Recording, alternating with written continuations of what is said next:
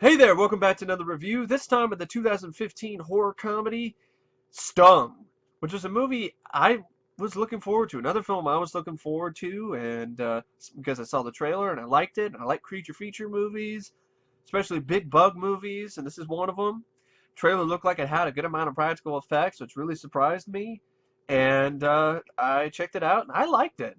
I I I, I really liked this movie. I mean, there were some problems with it, but they didn't affect my enjoyment too much of the movie, but if they affected my overall rating of the film. But if I was gonna just rate it out of a pure enjoyment factor, it's a really high rating because I really had a lot of fun with this movie. I don't get the criticism. I don't get why this movie is absolutely swatted by critics. I don't get it. There's one critic who's. I'll talk about that later, like in the process of this review. This is review slash in defense of this film because this movie is getting absolutely mauled by a lot of mainstream critics, and like the guy who works for Roger Ebert and a few other reviews and so forth and so on, and people at IMDb and some of their complaints and some of their criticisms, I'm sorry, are pretty asinine, and I'll explain why. But anyway, Stung is a 2015 film. It's directed by Benny Diez, and it's his directorial debut. And this is a movie that was an independent film. I think it was shot overseas, and it's written by Adam Aristide, and it stars Matt O'Leary as Paul. And Matt O'Leary, you might be familiar with this character, with this actor. He was in Spy Kids 2. He played Gary Giggles. And he's been in a few other films. Like he was also in Live Free or Die Hard. I think he played one of the bad guys. He played Clay. He was in a film called Brick. Well, anyway, this is pretty much one of his first major big roles. It also has Jessica Cook in it as Julia. Lance Henriksen is in this as Carruthers. This is a character that was originally intended to be played by Peter Stormare, but Lance Henriksen was cast. I think Henriksen does a great job in this. This is actually a performance that does not appear like he's just taking a paycheck, like a lot of his performances in films like this. And wow, a film that Lance Henriksen is in lately that doesn't suck. What? What a shocker! What a surprise! Clifton Collins Jr. is in it as Sydney. He's this kind of nerdy guy, weirdo character. I liked his character though. It was a strange character, but I liked his character for the most part. There's a scene where all this shit is happening, and I liked his reaction to it, where people are like, "Hey, we could have saved that guy," "Oh yeah, we could have saved that guy," "There's two giant wasps out there, and we could have let them in. We couldn't save the guy. Whoop-de-doo!" I love that because it was like he read my mind there. So I had fun with that character. It was nice to see a weirdo character too in a film like this again. Cecilla Pillado played Flora. There's a few other actors and actresses in the film as well. Uh, the real thing that stands out about this movie, though, that cost about $2,500,000, is the practical effects.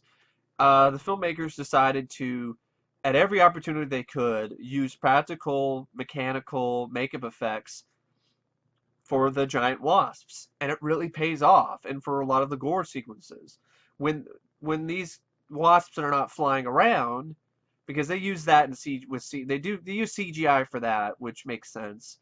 There were certain things that they couldn't do practically with such a low budget, so there are instances of some pretty awful CGI. I mean, like Beast Wars quality CGI. Remember that show, Beast Wars, from back in the day? I'm talking like CGI as bad as that. And like some really bad CGI of a wasp on fire near the end. But it doesn't affect the film too much for me because of the fact that I understand why the CGI is there, but if they don't use CGI all the time, like an Asylum film. And I've heard people say this is just a little bit better than an Asylum movie. What? This is a little bit better than a Sci-Fi Channel movie? Maybe you need to sit down and watch a marathon of those shitty Sci-Fi Channel Asylum movies and then come back to me. This is 10 times better than an Asylum movie. With the practical wasp effects and some of the good bits of gore alone make up for that. I mean, there's like people's jaws falling off, and wasp, and their little wasp antenna coming out of their fucking mouths. You got one person gets their eye poked out by a wasp uh, leg. There's a lot of good bits of nice little gory bits of gore, practical effects. Holy shit! This is a movie that I would showcase to show that practical effects are not dead. Fuck Harbinger down. Stung. I'm going to show you Stung. This shows you that practical effects, when they're shot right and when they're used correctly, can still be impressive today in 2016 and in 2015 when this film came out. So anyway, yeah, that's what that's the big showcase, is the practical effects when you see them in this movie. And they are impressive. They are really, really well done on a low budget. I give a salute to the men and women and the people who worked on the practical effects for this movie, because it's excellent. It's great to watch. It reminded me of the practical effects I saw in films like The Nest and Ticks. It was really impressive for a low budget. And there's a lot of them. There's like more than one of these practical giant wasps, and that was pretty cool. And the plot's simple and straightforward, and I liked it that way. You have this catering group, these two main characters, which is, oh God forbid, a male lead. Oh my God, a male lead, and he's not a pretty boy. He's a skinny, guy. He's kind of a schlub. He's kind of a goober. He's silly and goofy, and it was not really a good beginning, because I kind of didn't like the guy in the beginning, because he's kind of an ass, but he got a little bit better. He definitely got a lot better as the film went on. But yeah, he's this kind of obnoxious character, this guy who needs to learn to grow up, and he has the hots for his co-worker, which I can see why, because she is pretty gorgeous. Jessica Cook. Julia. So Paul and Julia, Julia runs this catering company, and they're gonna go in and help cater this party at this, at some rich, some rich bitch's place. And what happens is, the person who's holding this party, well, her son, who's played by Clifton Collins Jr., who plays the character of Sydney. He ends up doing a little experiment, because he's trying to get rid of these bugs. And what he does is he mistakenly mixes some growth hormone with the insect, with the repellent, and it mutates these wasps. And so these wasps, what happens is, they're like bigger than normal now, and they're like really can like kill you with one sting. But what they do is, when they sting you, it's like a giant wasp then forms inside of your body and rips out of your fucking body and then starts flying around. I really like that. I was like, it's not realistic, but who cares? I don't give a shit about realism in this type of movie. This is a creature feature. I didn't care about realism in The Nest. I don't give a shit about realism in this movie. It's a throwback. It's like a fun exploitation throwback. Like throwback to the creature feature movies of the 50s and 60s. And yeah, it's a lot of fun. I've seen some criticisms from people saying that when the whole party sequence happens, because that's basically the plot of the movie. There's these genetically altered wasps show up and crash a party, start stinging people. Giant wasps break out of their bodies and start flying around. And our lead guy decides, it's time to grow up. I gotta be a man, and time for laughter, jokes is over, and he actually stands up. He sticks up, and he actually does the right thing and leads the few survivors into safety.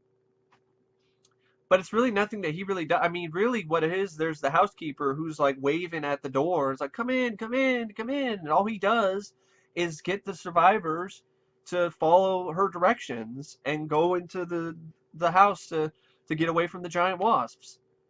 And the criticisms I see of this movie, and why it's so terrible, and 1 star, by the way, 1 star worthy, is that he's a man-child who's obnoxious, who then becomes a badass when he needs to. It's convenient for the plot.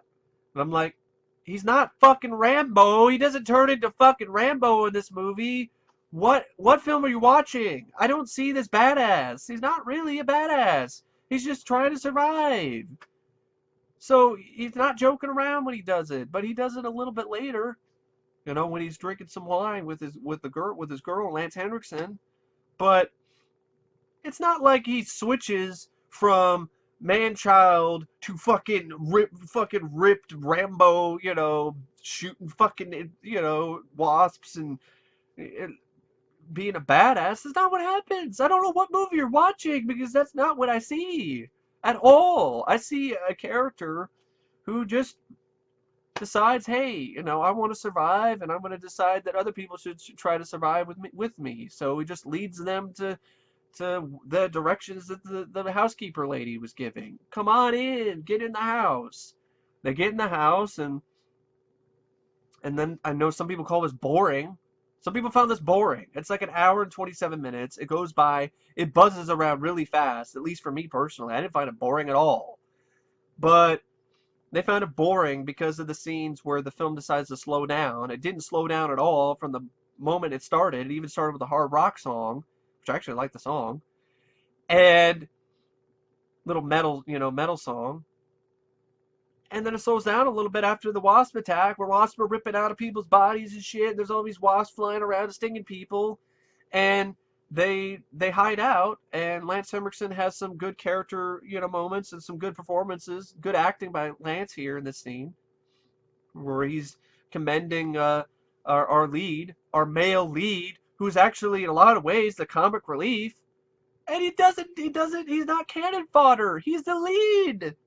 Wow. What a novel concept in a horror film, especially in a horror comedy. And just a horror film, period. The comic relief is the lead. And he doesn't die. Holy shit. Wow. That's, I think this film deserves more credit for doing that. But that's just me. I mean, I know these type of films. I know this type of genre. And most of the time, the comic relief guy, he's not the lead. And he doesn't get the girl. And oh my god, he gets the girl in this movie too. Wow. What a novel concept. What a novel idea. It actually is unique. And it's not nearly as cliched as people make it out to be. Holy shit.